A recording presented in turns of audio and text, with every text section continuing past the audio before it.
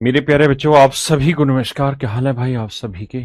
अजय भाई, मनोज, इरशाद शेख, सानू कुमार, शंकु कुमार, अंशुमन, विनय कुमार, हीरा लाल, खिंचकी, खिंची, लखन कुमार, शिवानी पाल, रुपेश कुमार। मेरे प्यारे बच्चों, आप सभी को नमस्कार। आप सभी का स्वागत है इस सेशन में। आइए मेरे दोस्तों, अब हम आगे बढ़ते हैं और फ्रैक्शन में कुछ और चीजें जो हमें सीखनी वो आज सीखते हैं। आइए मेरे बच्चे।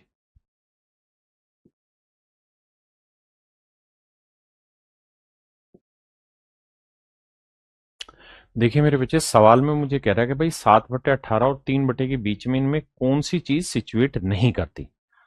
7/18 और 3/5 के बीच में। 3/5 के बीच में। तो पहली बात हमें यह समझनी कि इससे छोटी होनी चाहिए और इससे बड़ी होनी चाहिए, तभी इनके बीच में आएगी। तो अगर मैं रख के देखता हूं कि क्या 1/2 बीच में आता है, तो ये देखो, क्या 1/2 इससे बड़ा है? तो हाँ, 2×7=14, 18×1=18, ठीक है। और क्या ये इससे छोटा है? हाँ देखो, 2×3=6 और 5×1=5, ये छोटा भी आ रहा है इससे। तो ये तो सेट होगा। उसने पूछा कौन सा सेट नहीं होगा, तो ये सेट होगा। अब 2/5 को चेक कर लीजिए मेरे बच्चे। देखिए यहां से तो स्पष्ट है, ये 5 है, ये 5 है, तो सेम आ गया। ये 3 है तो ये 2, ये कहानी तो सही। अब यहां चेक करें तो 18×2=36 और 5×7=35, तो हाँ ये 36 है, 35 यानी बीच में आ रहा है। ये कहानी भी मेरे बच्चे अमूमन सेट हो गई। अब आते हैं मेरे बाबू हम 5/12 पे। तो इसे सेट करना है तो हमें देखना पड़ेगा कि क्या ये इससे छोटा है इससे। तो 5×5=25, 12×3=36 बार, तो ठीक है।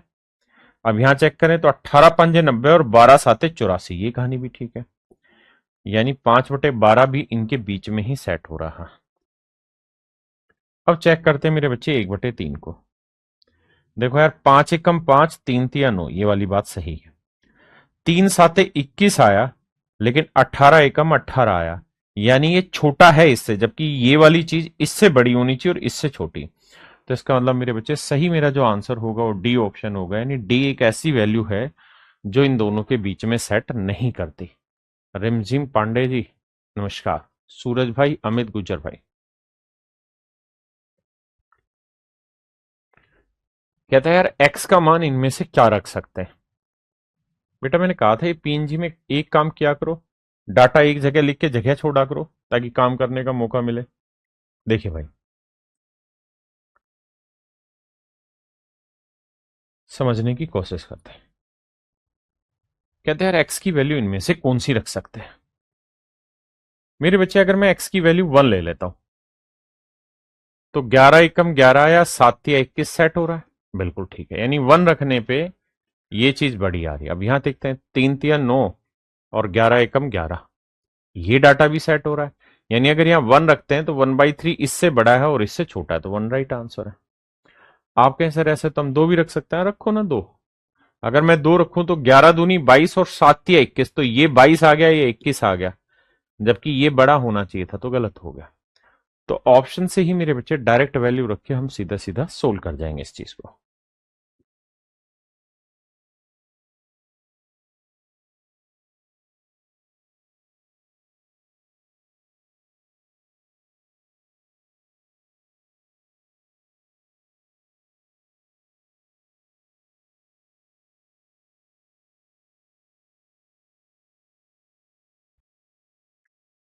कहते हैं यार,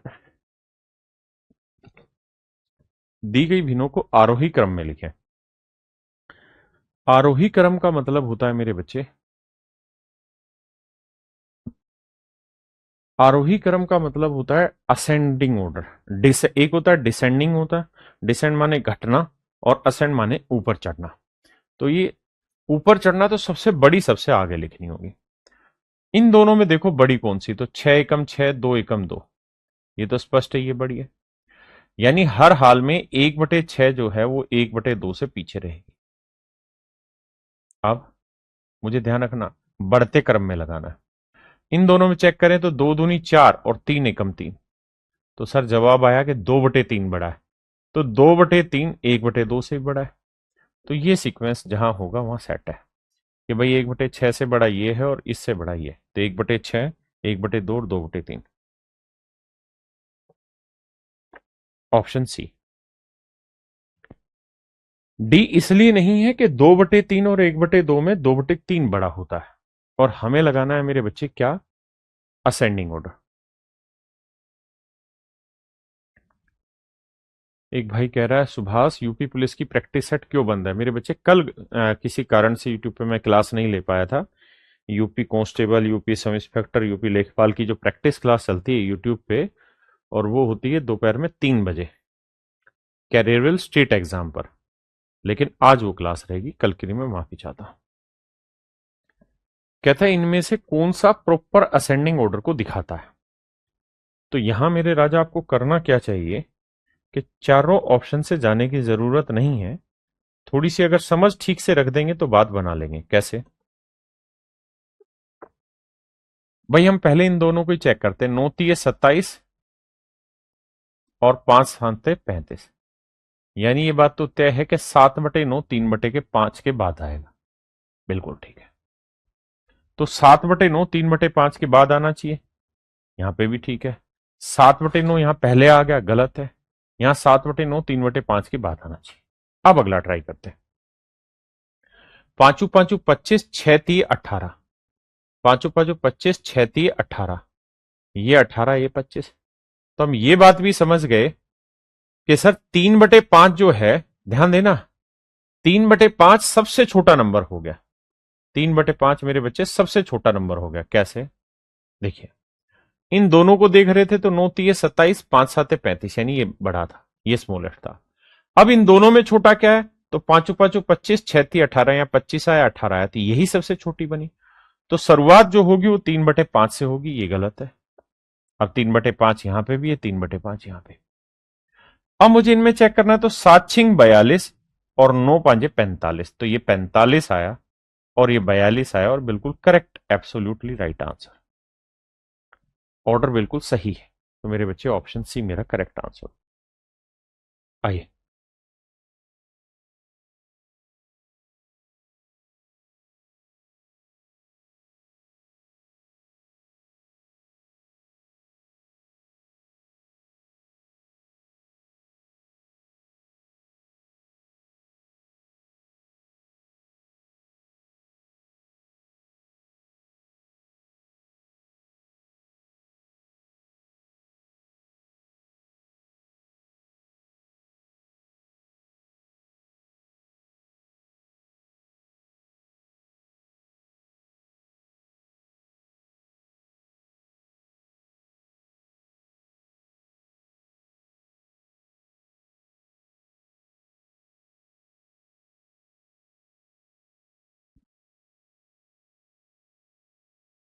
आप बहुत अच्छा पढ़ाते हैं, थैंक यू भाई। राजशेखर आजाद, आपसे 2018 में उत्तर नगर में प्रूडेंस में पढ़ रहा हूँ और ऑनलाइन बैच भी लिया आपसे बैंकिंग टीएस का, लेकिन आज तक नंबर नहीं आया। मेरे बच्चे, एक बार आपको सोचना पड़ेगा कि गलती कहाँ हो रही है। देखिए यार, कुछ बच्चे बुक के बारे में पूछते हैं। मैंने आपको कहा था कि बुक में मैं काम फाइनल स्टेज पे चल रहा है, प्रूफ रीडिंग पे काम चल रहा है, तो आपको थोड़ा पेशेंस रखना होगा। अदरवाइज क्या होगा कि मैं आपको किताब एमए कुछ भी पकड़ा दूंगा, उसमें प्रूफ रीडिंग होगी नहीं, तो आपका बहुत गंदे लेवल पे नुकसान होगा। इसलिए पेशेंस रखिए, मैं बुक आपको बढ़िया क्वालिटी की दूंगा, और बहुत जल्द आ रही है। आइए साल, देखिए राजा,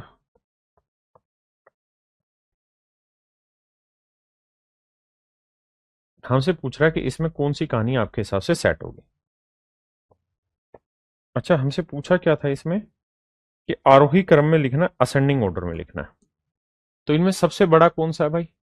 देखो, 5×4 = 20, 7×2 = 14, ये तो छोटा है। यहां ये छोटा है, तो मैं सबसे पहले छोटा ही ढूंढ लेता हूं। तो 5×1 = 5, 3×2 = 6। तो 1/3 मेरे बच्चे सबसे छोटा आ रहा है ना? तो 1/3 सबसे पहले आना चाहिए, यहां गलत है। ये ठीक है, ये भी गलत है, क्योंकि 1/3 सबसे पहले आना चाहिए था। अब अब 1/3 की कहानी खत्म, इन्हें देखते हैं कि 7×2 = 14 और 5×4 = 20। तो ये 20 आया और ये 14 आया, तो बिल्कुल ठीक है, ये बड़ा होना चाहिए। तो इसका मतलब मेरे बच्चे ऑप्शन सी मेरा करेक्ट आंसर दे रहा है। ऑप्शन सी मेरा सही उत्तर दे रहा है।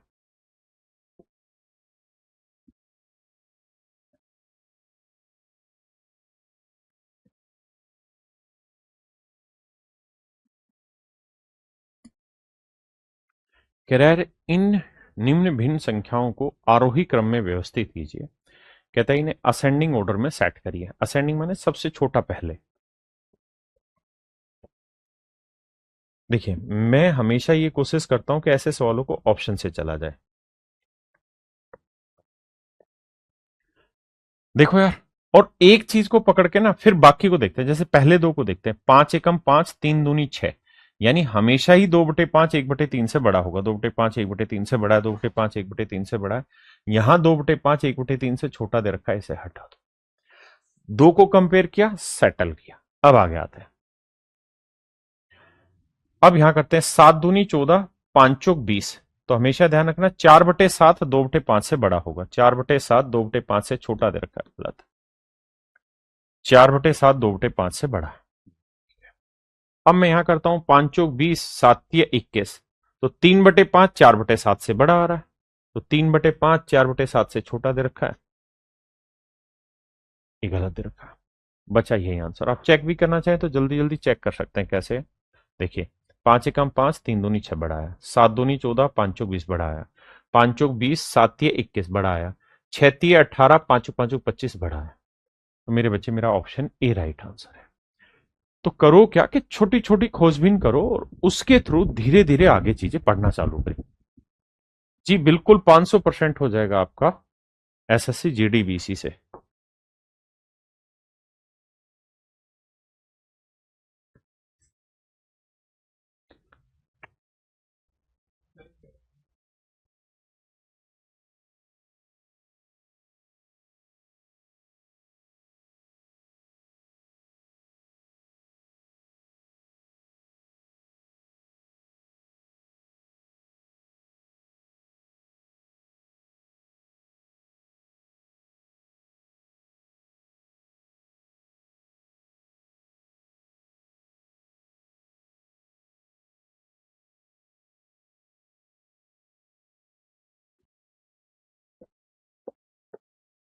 कहता है select the option that represent the fraction. कहता है उस विकल्प का चयन कीजिए जो भिन्नों को बढ़ते क्रम में दर्शाता है। तो मेरे बच्चे, हमें बढ़ते क्रम में दिखाना है,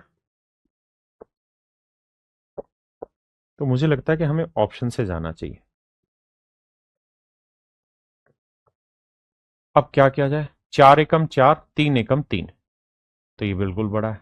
5 देखो, छोटी छोटी मतलब लेंगे। 3 एकम 3, 4 एकम 4, यानी 1/3 1/4 से बड़ा है। यहाँ पे भी बड़ा है। यहाँ 1/3 छोटा दे दिया 1/4 से, गलत है।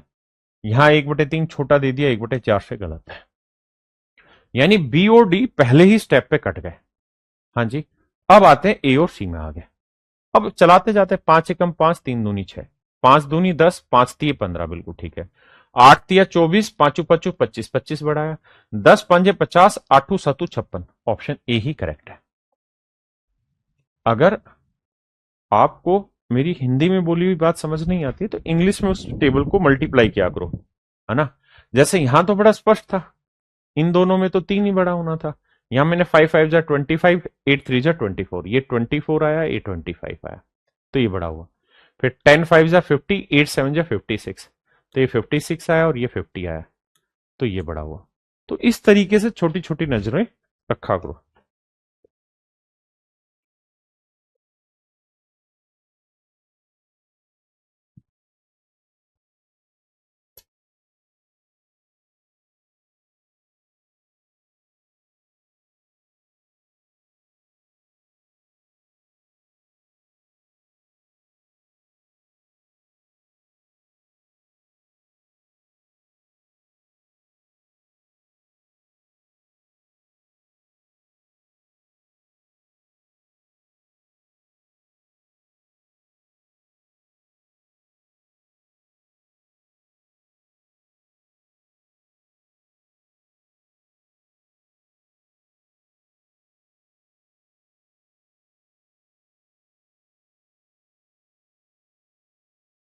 देखिए मेरे बच्चे, ध्यान से समझिएगा।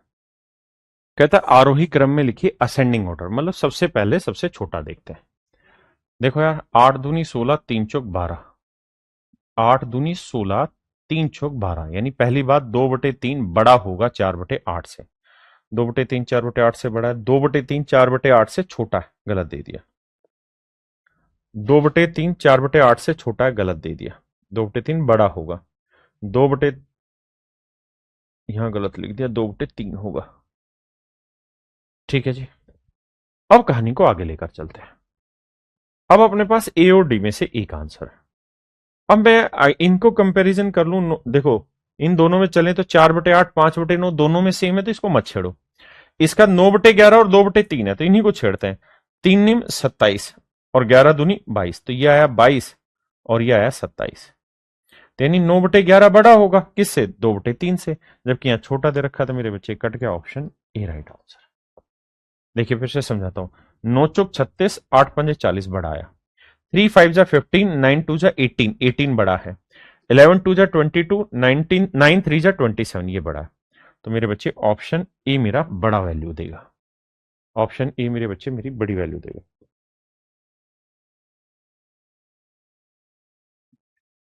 कहता अरेंज द फॉलोइंग फ्रैक्शन।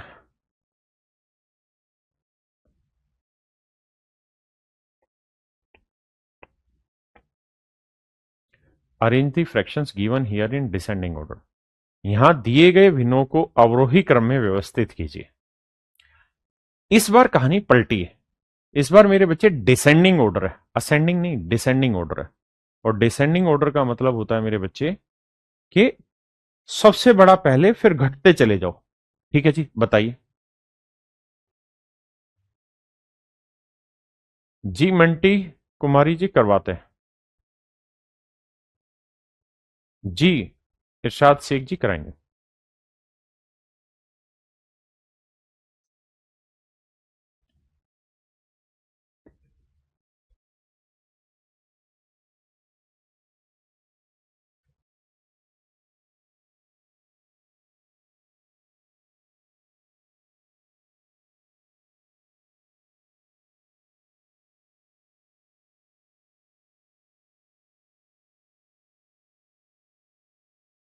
लगवा दो बेटा।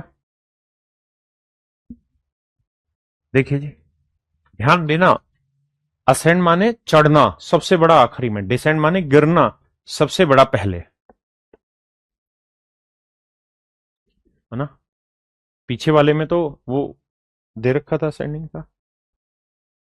इस पर आ जाएगी मेरे राजा। ध्यान देना भाई, डिसेंड यानी सबसे पहले बड़ा टेको। तो 8 8 64, 9 7 63, ये बड़ा है।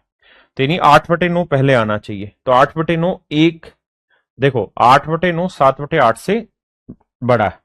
तो 8/9 7/8 से, गलत दे रखा है, 8/9 7/8 से बड़ा है। यहां तक की कहानी ठीक है।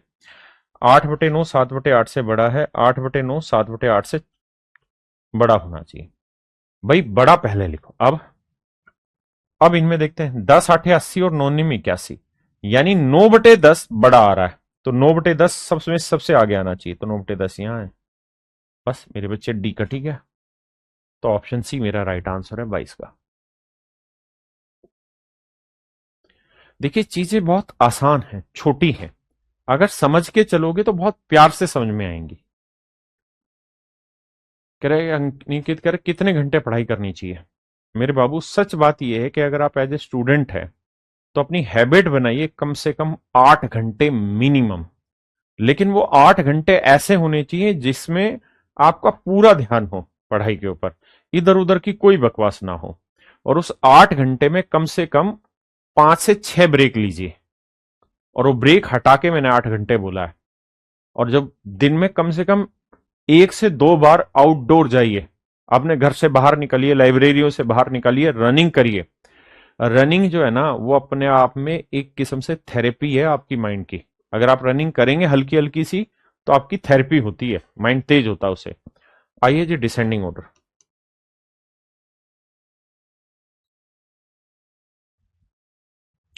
देखिए मेरे बच्चे, निम्नलिखित में से कौन सा अवरोही क्रम है डिसेंडिंग ऑर्डर? डिसेंड का मतलब नीचे गिरना, असेंड का मतलब चढ़ना, तो डिसेंड नीचे गिरो तो सबसे बड़ा पहले लिखना है। देखो यार, 4 दूनी 8, 3 तिया 9, तो 3/4 2/3 से बड़ा होगा। तो 3/4 2/3 से बड़ा, ठीक है। यहाँ 3/4 2/3 से बड़ा होना चाहिए था, यानी पहले बड़ा आएगा फिर छोटा, ये ठीक है। 3/4 2/3 से ठीक है। 3/4 2/3 से बाद में रखा, ये गलत है। मतलब दो ऑप्शन तो आप तुरंत काट गए, अब बच गया बी और सी। ट्राई करते हैं। देखो यार, 4 चौक 16, 5 तिये 15, ठीक है, छोटा आना चाहिए आगे। 3 तिया 9, 4 दूनी 8, ठीक है। 2 दूनी 4, 3 एकम 3। हर हाल में ऑप्शन सी ही है, क्योंकि इसके अंदर सारी सेटिंगें सेट हो रही है, यानी बड़ा फिर उससे छोटा फिर उससे छोटा फिर उससे छोटा चल रहा है।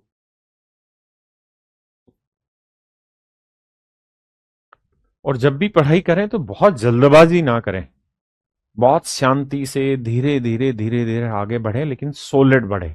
बहुत बच्चे क्या करते हैं कि उनको इतनी जल्दी लगी रहती है सिलेबस खत्म करने की, के लिए सिलेबस खत्म करो। अरे बावलो, तुम ये भूल क्यों रहे हो कि इसी के दम पे एग्जाम क्रैक होना है। मेरी बात समझ रहे हो? तो डोंट लूज इट, इस पे पूरा वक्त दो। सर मेरा दिमाग 2 ही घंटे में इधर उधर भागने लगता है, 8 घंटे कैसे पढ़ूंगा? राजा बाबू पता है क्या करो, अपने रूटीन को ऐसा बनाओ कि सबसे पहले मॉर्निंग जल्दी उठो, अराउंड 4:35, और उठ के उस समय उस चीज पे फोकस करो जिसे याद करना होता है। जैसे जीएस हुआ, कुछ बच्चों के लिए इंग्लिश याद करनी जरूरी होती है, कुछ के लिए हिंदी में कुछ नियम रटने होते हैं, किसी के लिए किसी और चीज में। तो सुबह का जो टाइम है ना, उस स्पैन को बढ़ा जाओ और उसको कोशिश करो कि 4:30 बजे उठे, 5 बजे बैठ गए चुपचाप से, और लगातार 3 घंटे पढ़ दिया। क्योंकि सुबह माइंड बिल्कुल हेल्दी है, 3 घंटे लगातार पढ़ दिया, मस्त हो गए, मजा आ गया। उसके बाद उठो, नहाओ धो, कपड़े धो, जो करना है वो करो, समझ गए? हल्का खाना खाओ, उसके बाद फिर से लगो, और फिर अगली जो बारी होनी चाहिए ना, वो आपकी होनी चाहिए 2 घंटे की। और इस 2 घंटे में कोशिश करिए कि आप उठाएं मैथ को। किसको उठाएं? मैथ को। और मैथ को करने की कोशिश करिए। मेरी क्लासें लाइव देखने की कतई जरूरत नहीं है, मैंने कहा है कि अपने शेड्यूल के हिसाब से देखिए, रिकॉर्डेड देखिए, अपने पेस के अकॉर्डिंग देखिए, समझे मेरी बात? 2 घंटे वो पढ़िए, उसके बाद आराम से आपका सुबह मान लो 5 बजे पढ़ना शुरू किया, 5 से 3 8, अब मैं कह रहा हूं 8 से 9 1 घंटा पूरा रेस्ट मारो। रेस्ट मारो मतलब घर के काम करो फालतू के इधर उधर जो भी है। उसके बाद 9 बजे दोबारा बैठो किताब लेके, और 11 बजे, 9 से 11 तक मैथ को बढ़िया से रगड़ दो। रगड़ दिया जी, जो आपका मन किया, 2 घंटे 2.5 घंटे, आपका टाइम हो गया 11:30 बज गए। अब 11:30 बजे आराम से उठो, और जो 70 काम बच रहे हैं घर गृहस्थी के, वो सारे करो। बढ़िया से खाना वाना खाओ मन करके, और एक बढ़िया सी पावर नैप ले जाओ वहां पे। पावर नैप का मतलब लगभग लगभग 1 घंटे की नींद मार दो। जैसे मान लो 11:30 बजे आप पढ़ाई से उठे, और आपने 1 1.5 घंटा किया फालतू के नहीं, माफ करना, घर के बहुत जरूरी काम, कपड़े धोना, पोंछा लगाना, ये वो, माँ की मदद कर दी, हेल्प कर दी, और आपने 1.5 घंटा काम किया, तो आपका बच गया 1 1 बजे तक आप खाना पीना खा के मस्त हो गए। और मस्त होके और फिर आंख बंद करो, कोई फालतू की सोशल मीडिया नहीं, कोई रील नहीं, कोई ड्रामेबाजी नहीं, फोन रखो साइड में, स्विच ऑफ, अलार्म लगाओ नेट 1 घंटे बाद की। 1 बजे आप सोए, और 2 बजे तक फर्स्ट क्लास घोड़े बेच के सो। नींद बढ़िया परफेक्ट आनी चाहिए।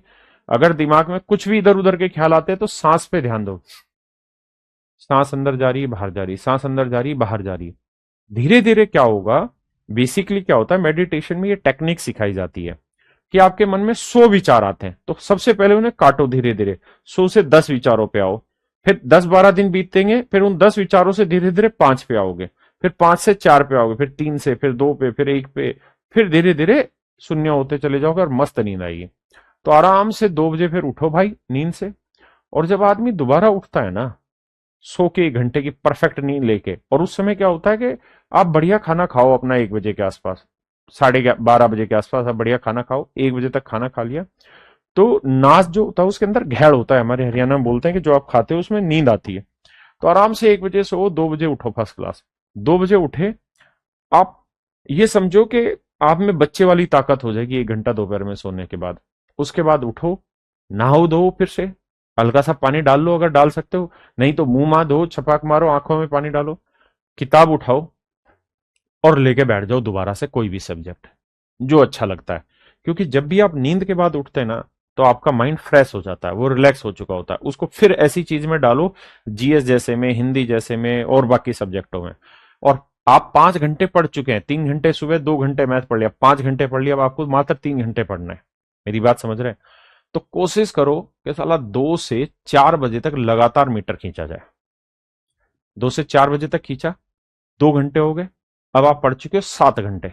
अब 4 बजे उठो, मतलब पढ़ाई से उठने के बाद फिर जो भी कोई छोटे मोटे काम है घर के वो करो, थोड़ा बहुत पानी वानी पीना है, चाय पानी जो भी आप पीते हो वो पियो। उसके बाद कुछ खाना है हल्का मामूली सा, वो खाओ। उसके बाद मेरे भाई निकल जाओ ग्राउंड में 5 बजे के आसपास, और ग्राउंड में आराम से 1 सवा घंटा बढ़िया से मजबूती से, मतलब तगड़े होके ना, एक के भी 1.5 घंटे एक्सरसाइज मार के आओ। इतना मजबूती से एक्सरसाइज मार के आओ कि मन करे आपका। एंड देन उसके बाद जब एक्सरसाइज करके आओ 1 1.5 2 घंटे बाद, फिर आके 1 घंटे की ब्रैकेट फिर उठाओ। और उस 1 घंटे में थोड़ा दिमाग थका हुआ होगा, थोड़ा इधर उधर चीजें थकी हुई होंगी, उस 1 सवा घंटे में कोशिश करो क्या कि अपनी रीजनिंग को तैयार किया जाए, अगर आप रीजनिंग पढ़ते हैं तो। देन उसके बाद फिर 8 घंटे आपके पूरे हो चुके हैं। आप सुबह 4:30 बजे के उठे हुए हैं, दोपहर में 1 घंटे आपने नींद ले ली है, घर के भी काम करने का आपको टाइम मिला। उसके बाद आप बैठिए, अपनी डायरी लीजिए और फिर उसमें अपने पॉइंट लिखिए कि आज मैंने निर्धारित किया था 4:30 उठना और 5 बजे पढ़ने बैठने का, लेकिन मैं इतना बड़ा ढक्कन हूं कि मैं उठा ही 5 बजे। तो गाल पे 2 3 चमाचे जोर से मारो।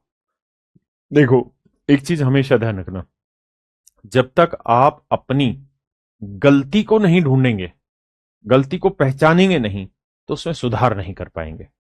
इसलिए लास्ट में डायरी लिखिए, फिर मैथ में अपने पॉइंट लिखिए, इंग्लिश, रीजनिंग, जीएस, हिंदी, अपनी स्टेटिक जी के जो जो आपने लिखना है पॉइंट वो लिखिए कि मैंने ये लूज किया, ये मैंने गलत किया, यहां मैंने टाइम कम दिया, यहां कोई आ गया यार दोस्त आ गया, मैंने उसके साथ 20 मिनट की ऐसी तैसी कर दी।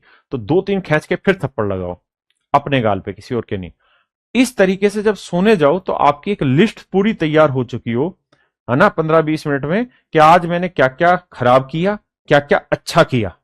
ठीक है। धीरे धीरे क्या होगा कि खराब वालों की संख्या कम हो जाएगी और अच्छे वाली चीजों की संख्या बढ़ जाएगी। फिर अगले दिन का पहले से प्लान करके लिखो, और हर हाल में ध्यान रखना, प्लान हल्का रखना, भारी मत रखना।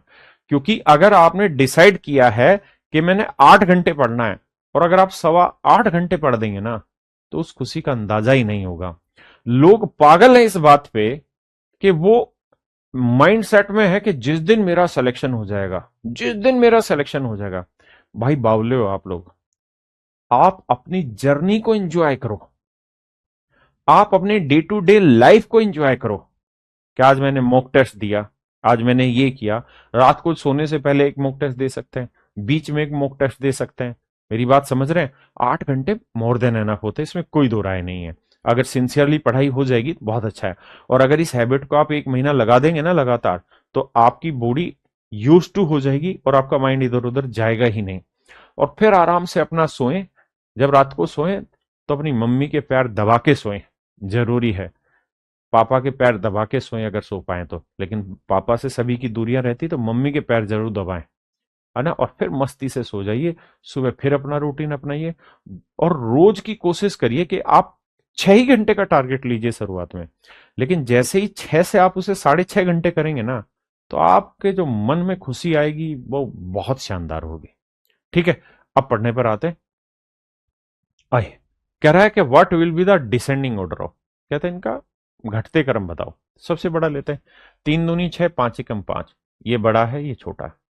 अब 7 एकम 7, 3 तिया 9, ये बड़ा है। अब देखो यार, ये तो तय हो गया, फिर से बताता हूँ। 3 दूनी 6, 5 एकम 5, ये स्मॉलेस्ट था। 7 एकम 7, 3 तिया 9, यानी ये छोटा आया, तो 1/3 सबसे छोटा होगा। डिसेंडिंग का मतलब सबसे आखिरी में 1/3 आएगा। तो यहाँ 1/3 नहीं है, यहाँ 1/3 नहीं है, यहाँ 1/3 नहीं है, 1/3 यहाँ। क्योंकि सबसे छोटा मेरे भाई 1/3 था। अब यहाँ चेक भी करना चाहे तो 5 तिये 15, 7 दूनी 14, 3 दूनी 6, 5 एकम 5, सेट हो गया आपका डाटा। दिक्कतें नहीं है आपको तो कुछ।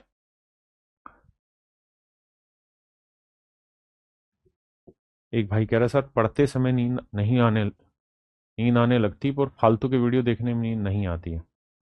सोनू भाई ये तो माइंड ट्रेंड की बात है, धीरे धीरे माइंड ट्रेंड हो जाएगा। कोशिश करिए अपने फोन से इंस्टाग्राम हटाया जाए। कोशिश करिए कि जिंदगी से उन सभी टीचरों को हटाया जाए जो फालतू की पूरे दिन रीलबाजी करते रहते हैं। यूट्यूब पे खड़े होके, इंस्टाग्राम पे खड़े होके इतनी वाहियात रीलें तैयार होती हैं, पूरे दिन की न्यूज चैनलों की तरह काम करते हैं। ये लोग आपके करियर के साथ खेल रहे हैं। तो इनको सबको अनसब्सक्राइब करिए। अपने जीवन में देखिए कि कुछ भी इधर उधर का है उसे हटाना है। इंस्टाग्राम हटाइए, फालतू चीजें हटाइए, सिर्फ पढ़ाई पे फोकस रखिए। देखिए यार, डिसेंडिंग ऑर्डर है बाबू। तो डिसेंड का मतलब सबसे छोटा सबसे आखिरी। इन्हीं को पकड़ते हैं। 12 पंजे 60, आठू सातू 56। तो यानी 5/8 हर हाल में 7/12 से बड़ा होना चाहिए। 5/8 गलत है, क्योंकि डिसेंडिंग का मतलब होता है कि भाई सबसे बड़ा पहले नहीं। ठीक है, 5/8 7/12 से, और 5/8 7/12 से छोटा दे रखा है, ये गलत। अब आते हैं अगले पे। 4 7 28, 12 3 36। ये 36 आया और ये 28 है। तो डिसेंडिंग में बड़ा पहले छोटा बाद में, तो 3/4 पहले होना चाहिए था। तो 3/4 7/12 से पहले होगा। यहाँ 3/4 बाद में दे रखा है, हटा दो। बचा एक ऑप्शन, यही आंसर है। अब चेक कर लें। 13 चुकू 52, 16 3 48 छोटा आया। 8 3 24, 5 चुक 20 छोटा आया। 12 पंजे 60, 8 7 56 छोटा आया। बातें खत्म हो गया राजा। ऑप्शन डी अपना आंसर है।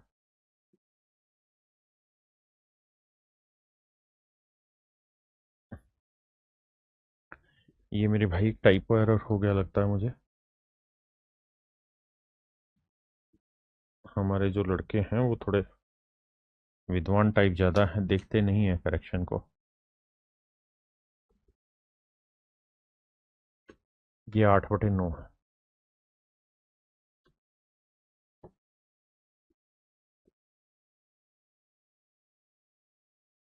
अब आते हैं राजा।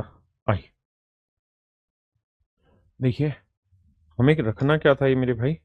ये रखना था डिसेंडिंग ऑर्डर में, यानी घटते क्रम में। सबसे बड़ा पहले लिखो। 8 6 48, 9 5 45, ठीक है। 7 5 35, 6 3 18, ठीक है। 14 3 42, 7 3 21, ठीक है। देखो कैसे। 6 8 48, 9 5 45, ये बड़ा है। 7 5 35, 6 3 18, ये छोटा है। 14 3 42, 7 3 21, ये छोटा है। तो बिल्कुल ठीक है, ऑप्शन ए ही अपना राइट आंसर है। हाँ जी। या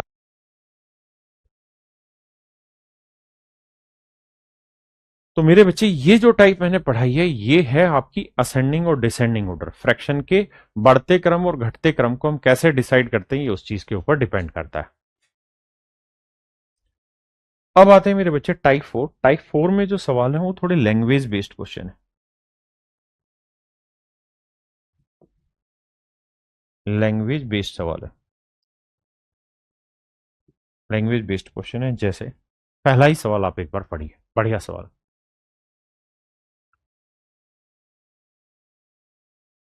कहते हैं यार, एक भिन्न का अंश उसके हर से एक कम है। ये कोई फ्रैक्शन है, न्यूमरेटर अपॉन डिनोमिनेटर। ठीक है जी। सवाल में कह रहा है एक भिन्न का अंश उसके हर से एक कम है। यानी अगर मैं उसके हर को x मान लूंगा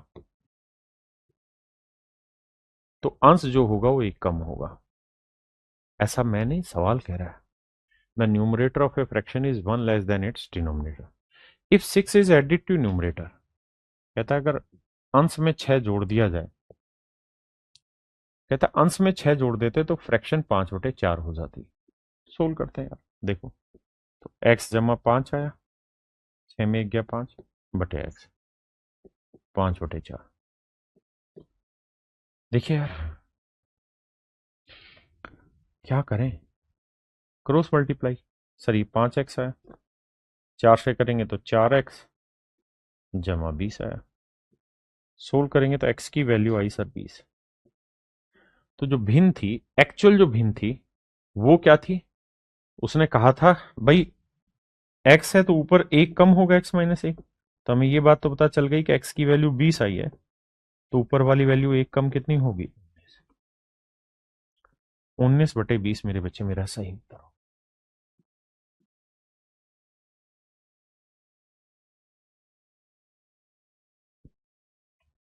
देखिए यार, कहते हैं कि भिन्न के अंश और हर का योग 11 है, यानी न्यूमरेटर और डिनोमिनेटर फ्रैक्शन यही होती है। आपने कहा हाँ। तो सवाल में कह रहा है न्यूमरेटर और डिनोमिनेटर का जोड़ जो है वो 11 है। मान ली बात है। तो हम एक काम कर सकते हैं क्या, कि न्यूमरेटर को एन ही रहने देते हैं, डिनोमिनेटर की जगह हम लिख सकते हैं 11 माइनस एन। आपने कहा ठीक है, 11 माइनस एन, क्योंकि दोनों का जोड़ 11 है। अब कह रहा है यदि अंश से एक घटा दिया जाए, ये ओरिजिनल फ्रैक्शन है, कहता है अंश से एक घटा दिया जाए तो नीचे 11 माइनस एन है, ऊपर एक घटा दिया तो कहता है फ्रैक्शन 1/4 हो जाते हैं। देखो भाई, 4 को करेंगे तो 4n minus 4, 11 minus n, cross multiply किया, माइनस एन इधर आएगा प्लस का, तो यह आएगा 5n, और 11 और 4 15, एन की वैल्यू 3, एन की वैल्यू 3 है तो ये नंबर 3 है, और नीचे 11 में से 3 गया 8, यानी ओरिजिनल फ्रैक्शन है 3/8। एक तो तरीका है मेरे बच्चे ये वाला, जो डिटेल मुझे लगता है आप सबको डिटेल आ गया है। ठीक है जी। दूसरा तरीका है कि हम इस सवालों को ऑप्शन से जाएं। जैसे उसने कहा कि अंश और हर का जोड़ 11 है तो नोट दो 11। ठीक है। अब कह रहा है अंश से एक कम कर दें, तो 2 में से एक गया 1, तो यह आया 1/9, जबकि आना चाहिए 1/4, तो गलत है। सवाल में कह रहा है कि अंश से एक घटा दें, तो 3 में एक गया 2, और बटे 8 काटेंगे तो 1/4 ही आया। आपने कहा हाँ, तो यही तो मेरे बच्चे मेरा आंसर हुआ, ऑप्शन बी। ऑप्शन बी मेरे भाई राइट आंसर हुआ। अच्छा, इस वाले में भी आप ऑप्शन से जा सकते थे। कैसे? उसने ये कहा कि एक भिन्न का अंश उसके हर से एक कम है, तो 21 से एक कम है, 20 से एक कम है, 20 से यहां एक ज्यादा है तो हटा देंगे, यहां 21 से एक कम है।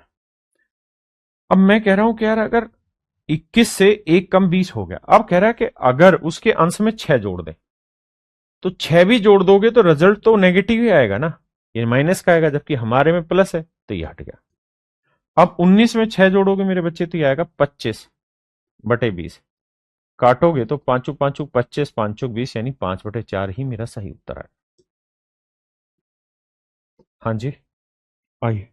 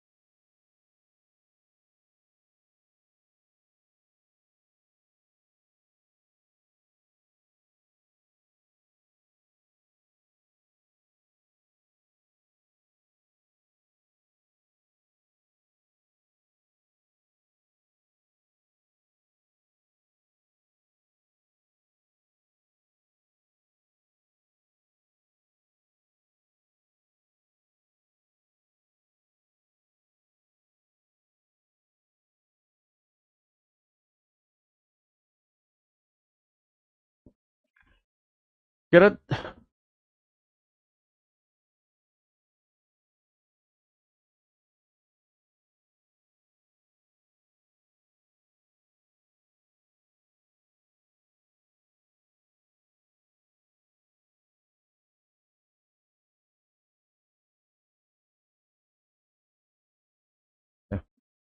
मेरे बच्चों 1 सेकंड का टाइम देना, ये ऑप्शन में मिस्टेक है भाई।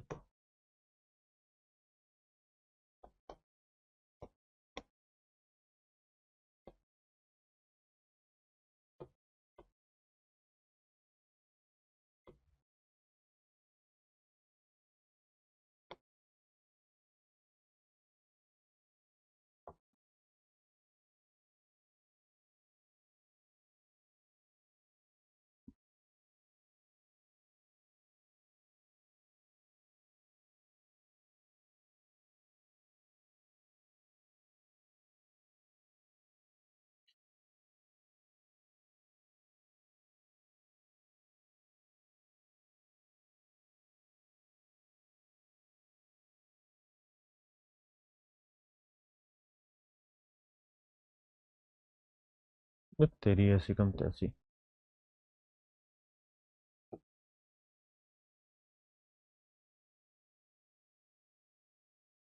भाई 2 सेकंड में देना, भी करा रहा हूं। अब सही हुआ है।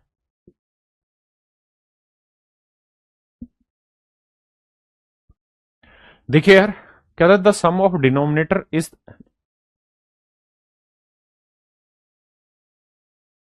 सवाल में फिर गलती है। The sum of numerator and denominator is 13।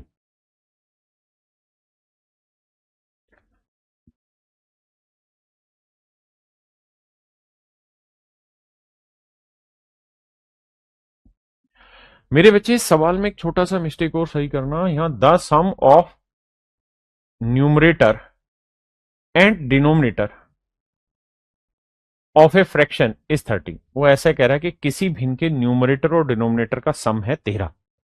ऐसे कह रहे हैं मेरे बच्चे कि न्यूमरेटर और डिनोमिनेटर का जो सम है वो 13 है। तो हम डिनोमिनेटर को लिख सकते हैं 13 माइनस डी, आपने कहा एन, आपने कहा ओके रिपोर्ट है, इसमें कोई दिक्कत थोड़ी है।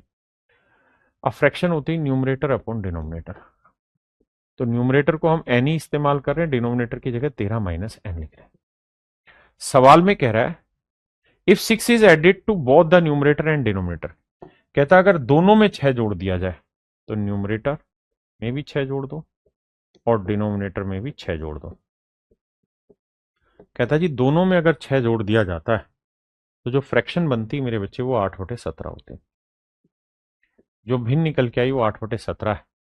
तो आपको बताना है यार डिफरेंस क्या होगा न्यूमरेटर और डिनोमिनेटर में।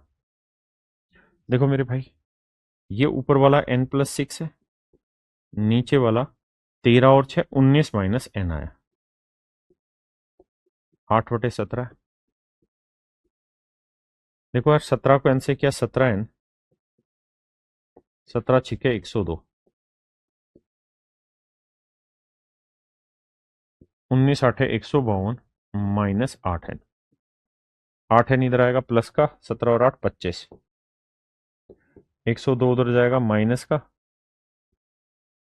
तो यह आया 50। 25 से काटेंगे तो n की जो वैल्यू आई मेरे बच्चे वो 2 आई।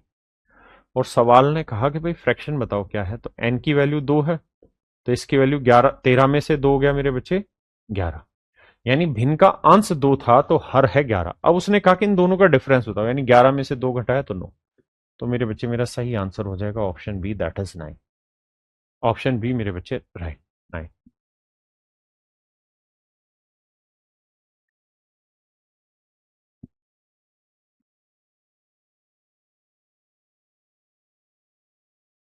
देखिए यार सवाल में कह रहा है adding to the numerator and 5 to the denominator, कहता है यार किसी भिन्न के अंश में अगर हम 2 जोड़ दें और हर में 5 जोड़ दें तो जो भिन्न आती है वो 1/2 बनती है।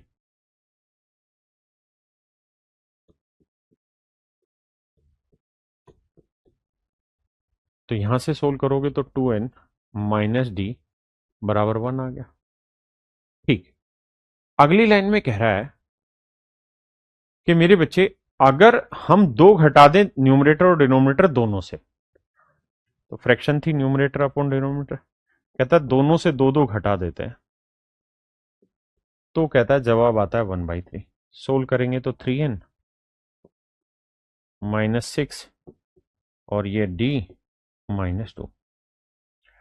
अच्छा, हम चाहें तो यहां से d की वैल्यू भी निकाल सकते थे। d की वैल्यू क्या आएगी भाई? तो 2n, 5 इधर आएगा माइनस का तो -1। अब मेरे बच्चे एक बात बताना, ये -2 इधर आएगा तो किसका होगा? प्लस का। तो 3n, ये 2 इधर आएगा प्लस का तो 6 में 2 हो गया -4 इक्वल टू d। और d की वैल्यू है मेरे बच्चे 2n -1। अब 2n इधर लाएंगे तो माइनस का आएगा तो n बचा, और -4 उधर दे जाएंगे तो प्लस का, तो n की वैल्यू आई 3। तो सबसे पहली बात तो ये समझिए कि n की वैल्यू 3 है। यहां रखेंगे 3 दूनी 6, 6 में से 1 गया 5, तो d की वैल्यू 5 आई। तो आंसर होगा 3/5। इस चीज को हम चाहे मेरे बच्चे तो ऑप्शन से भी ले जा सकते हैं। कैसे? ये तो था डिटेल वर्जन इसी सवाल को करने का। अब इसे शॉर्ट में समझाता हूं। देखिए, अगर मुझे इस सवाल को शॉर्ट में समझाना होता तो मैं कहता कि यार ऑप्शन से चलते हैं। कैसे? पहला ऑप्शन लेते हैं। कहता है कि इसमें 2 जोड़ दें तो 4 और 2 6, और 17 नीचे वाले में 5 जोड़ दें, 17 और 5 22। तो क्या कट के 1/2 आ रहा है? नहीं, गलत है। ऊपर वाले में 2 जोड़ेंगे 8 2 10, नीचे वाले में 5 जोड़ेंगे तो 20। क्या 1/2 आ रहा है? हाँ सर, यानी आंसर हो सकता है। पहली स्टेटमेंट ठीक है। अब दूसरी, कहता है इसमें से भी 2 घटा दो और इसमें से भी 2 घटा दो। तो 8 में 2 गया 6 और 15 में 2 गया 13। क्या ये 1/3 आ रहा है? क्योंकि दोनों में से 2 घटाने पे 1/3 भी तो आना चाहिए। तो जवाब है नहीं, तो ये गलत है। अब आते हैं। अब कह रहा है कि किसी भिन्न के अंश में 2 और हर में 5 जोड़ दो। यहां 2 जोड़ दो, यहां 5, तो 2 और 1 3, 7 5 12। तो ये 1/4 आ रहा है, जबकि आना चाहिए था 1/2, तो ये काटा लग गया। तो बचा मेरे बच्चे ऑप्शन डी। तो हम ऑप्शन से भी धीरे धीरे करके जा सकते हैं। एक चीज और भी देखना ध्यान से, अगर आपको किसी ऑप्शन में जैसे 1/7 है और सवाल में जैसे सेकंड स्टेटमेंट का कि इससे 2 घटाओ, तो आप कहेंगे 2 तो घट ही नहीं सकता सर, यहां तो घटेगा ही नहीं क्योंकि माइनस हो जाएगा। तो ऐसे केस में क्या होता है कि हल्का सा कंफ्यूजन हो सकता है। तो इससे बचने का एक उपाय है कि 1/7 को बड़ा कर लो थोड़ा सा। मैं 10 से यहां पे भी गुना कर लेता हूं, 10 से यहां पे भी, लेकिन करना वहां पे फिर हमें थोड़ा डिटेल ही पड़ेगा।